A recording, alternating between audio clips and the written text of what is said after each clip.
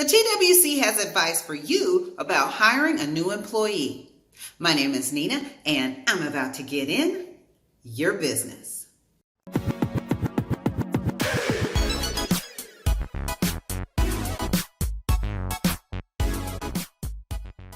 If you would like to know more about the topics sliding across the screen, click that subscribe button and smash that notification bell.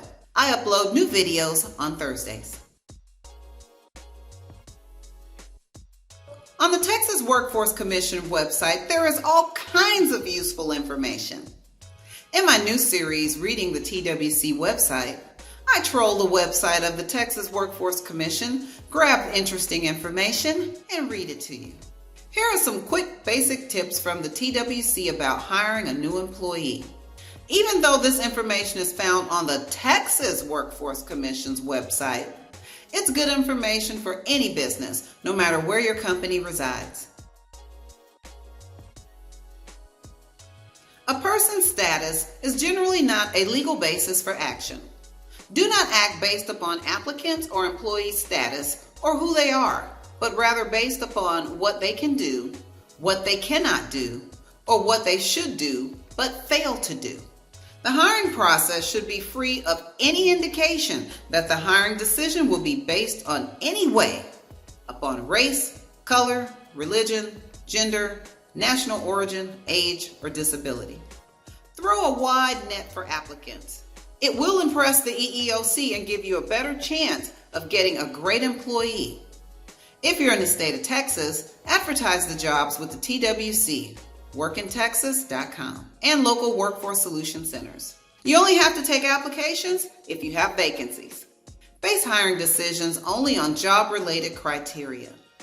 Be consistent and judge applicants on qualifications, not assumptions or stereotypes.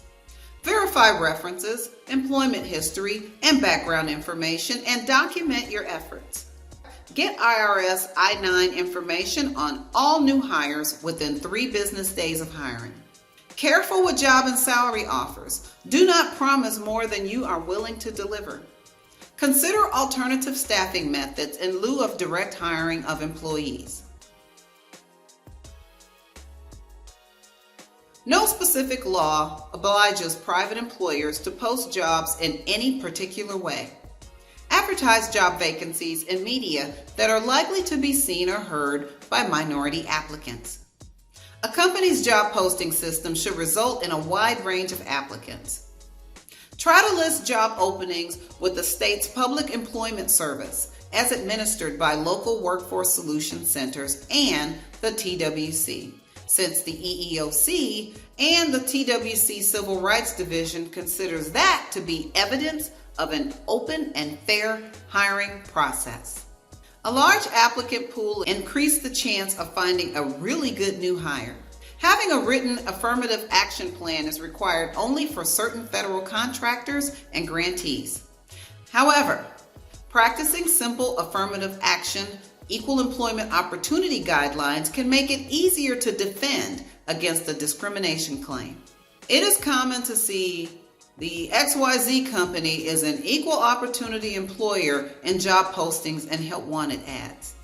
Avoid gender-specific job titles in job postings and help wanted ads. While there is no Texas or federal law specifically requiring employers to avoid gender-specific job titles in the job posting, it is generally recommended that employers try to use gender-neutral titles and position descriptions whenever possible, unless there is a bona fide occupation qualification for that position to be filled by a man or a woman.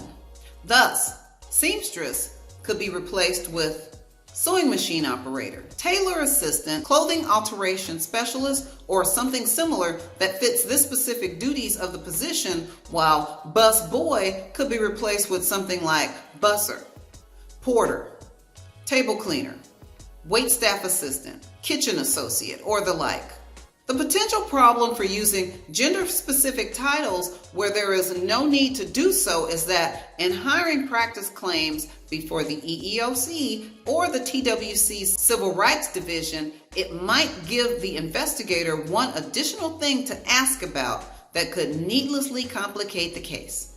Other things to keep out of the job posting, unless the company is prepared to prove that such criteria are justified by business necessity, would be anything that the EEOC might consider to have a direct or indirect impact on minorities, such as must be currently employed, recent graduate, no criminal record, or must live within city limits.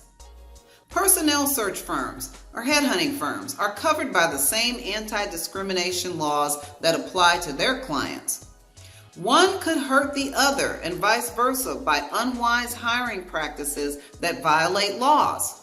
Both clients and their personnel search firm must work together to avoid job discrimination claims. I'd like to also add to this by saying that by hiring a personnel search firm or a PEO firm, your company won't be dodging any legal claims, since your company may be equally liable for any discrimination claims and be named as a co-employer in a lawsuit. My next TWC video will review what's on their website about job applications. Thanks for watching.